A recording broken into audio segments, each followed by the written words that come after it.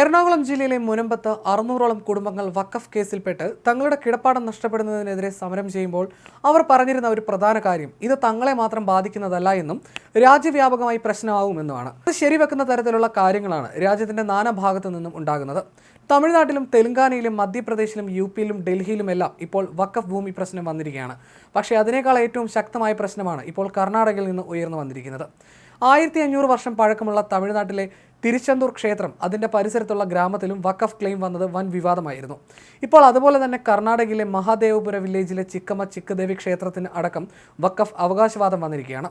കേന്ദ്ര സർക്കാർ കൊണ്ടുവന്ന വഖഫ് ഭേദഗതി ബില്ല് നിയമമാകുന്നതിന് മുമ്പ് പരമാവധി ഭൂമിയുടെ രേഖകളിൽ വഖഫിൻ്റെ പേരുൾപ്പെടുത്താനുള്ള ആസൂത്രിത നീക്കം രാജ്യവ്യാപകമായി നടക്കുന്നതായി പരാതിയുണ്ട്. അതിൻ്റെ ഏറ്റവും വലിയ ഉദാഹരണമാണ് കർണാടക എന്നാണ് ചൂണ്ടിക്കാണിക്കപ്പെടുന്നത്. സിദ്ധരാമയ്യയുടെ നേതൃത്വത്തിലുള്ള കോൺഗ്രസ് സർക്കാരിൻ്റെ മുസ്ലിം പ്രീണനമാണ് ഈ പ്രശ്നങ്ങൾക്ക് പിന്നിലെന്ന് BJP ആരോപിച്ചതോടെ രാഷ്ട്രീയ വിവാദവും കൊഴുക്കുകയാണ്.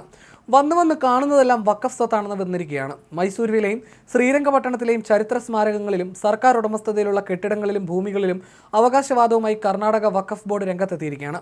ടിപ്പുവിൻ്റെ ആയുധപുര ശ്രീ ചാമരാജേന്ദ്ര മെമ്മോറിയൽ മ്യൂസിയം, മഹാദേവപുര വില്ലേജിലെ ചിക്കമ്മ ചിക്കദേവി ക്ഷേത്രം, ചന്തകലു ഗ്രാമത്തിലെ ഒരു സർക്കാർ സ്കൂൾ, ചരിത്ര നഗരമായ മൈസൂരുവിലെയും ശ്രീരംഗപട്ടണം താലൂക്കിലെ സർക്കാർ ഉടമസ്ഥതയിലുള്ള ഭൂമികളിലുമാണ് അവകാശവാദം ഉയർത്തിയിരിക്കുന്നത്.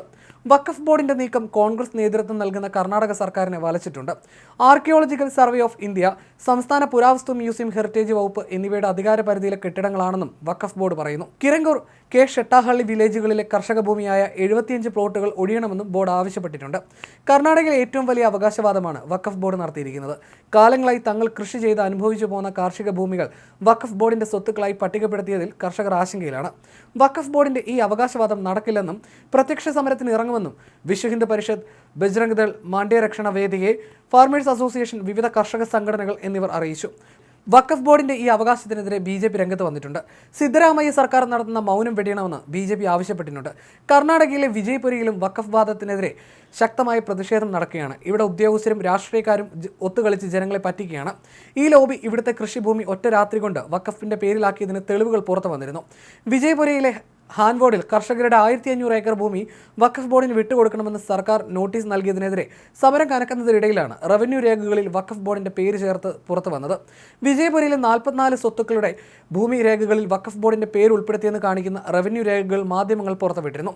ഇൻഡി താലൂക്കിലെ 41ഉം ചടച്ചൻ താലൂക്കിലെ 3 വസ്തുക്കളുടെ ഉടമസ്ഥതയിലുള്ള RTCയിലാണ് വഖഫ് ബോർഡിന്റെ പേര് ചേർത്തിട്ടുള്ളത്. മുന്നറിയിപ്പൊന്നും ഇല്ലാതെ ഭൂരേഖകൾ മാറ്റിയത് കർഷകരെ വലച്ചിരിക്കുകയാണ്. കർണാടക വഖഫ് മന്ത്രി BZ സമീർ മുഹമ്മദ് ഖാൻ ഉദ്യോഗസ്ഥരുമായി കൂടിക്കാഴ്ച നടത്തി 2 ദിവസത്തിനുള്ളിലാണ് ഈ തിരിമറി. വഖഫ് ബോർഡിന്റെ പേര് RTCയുടെ കോളം 11 ഇടം പിടിച്ചതായിട്ടാണ് വിവരം. ഇക്കാര്യത്തിൽ അറിയിപ്പൊന്നും തങ്ങൾക്ക് ലഭിച്ചില്ലെന്ന് കർഷകർ പറയുന്നു. ഇതുകൂടാതെ വിജയപുര ജില്ലയിലെ 124 സർവേ നമ്പറുകളുമായി ബന്ധപ്പെട്ട് 433 കർഷകർക്ക് നോട്ടീസ് ലഭിച്ചിട്ടുണ്ട്. പ്രതിഷേധം ശക്തമായതോടെ വഖഫ് ബോർഡിന് അനുകൂലമായി RTCയിൽ വരുത്തിയ തിരുത്തലുകൾ പരിശോധിക്കാനും രേഖകൾ മടക്കി വിളിക്കാനും മുഖ്യമന്ത്രി സിദ്ധരാമയ്യ അസിസ്റ്റന്റ് കമ്മീഷണർ ആബിദ് ഗദ്യാലിനോട് ആവശ്യപ്പെട്ടിട്ടുണ്ട്. വിജയപുര ജില്ലയിലെ തന്നെ കോൽഹാറിലും ദേവരഹി പരാഗിയിലും ഇത്തരത്തിൽ സെപ്റ്റംബറിൽ തന്നെ വഖഫ് ബോർഡ് അവകാശമുന്നയിച്ച് കർഷകർക്ക് നോട്ടീസ് നൽകിയിരുന്നു. ഇത്തരത്തിലുള്ള നിരവധി കേസുകൾ രാജ്യത്തിന്റെ വിവിധ ഭാഗങ്ങളിലുണ്ട്.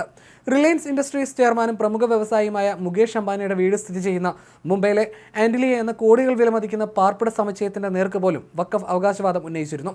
ഗുജറാത്തിലെ ദ്വാരകയിലെ 2 ദ്വീപുകളും കേസിലാണ്. ഹൈദരാബാദിൽ വിപ്രോയും മൈക്രോസോഫ്റ്റും സ്ഥിതി ചെയ്യുന്ന സ്ഥലത്ത് വഖഫ് സ്വത്താണെന്ന് അവകാശവാദമുള്ളതാണ്. ബംഗളൂരു ITC ഹോട്ടലിന്റെ പേരിലും കേസ് നടക്കുകയാണ്. മധ്യപ്രദേശിലെ ബുരാൻപൂരിൽ ആർക്കിയോളജിക്കൽ സർവേ ഓഫ് ഇന്ത്യ സംരക്ഷിച്ചു വന്ന കോടികൾ വിലമതിക്കുന്ന സ്മാരകങ്ങളുടെ പേരിലും അവകാശവാദം വന്നു. ഈ കേസിൽ കീഴ്ക്കോടതിയിൽ വഖഫ് ബോർഡ് തോറ്റു. പക്ഷേ അവർ സുപ്രീം കോടതിയിൽ അപ്പീൽ പോയിരിക്കുകയാണ്. ചുരുക്കി പറഞ്ഞാൽ മുൻപ് സമരക്കാർ പറഞ്ഞത് സത്യമാവുകയാണ്. ഇത് ഒറ്റപ്പെട്ട പ്രശ്നമല്ല എന്നും വ്യക്തമാകുന്നു.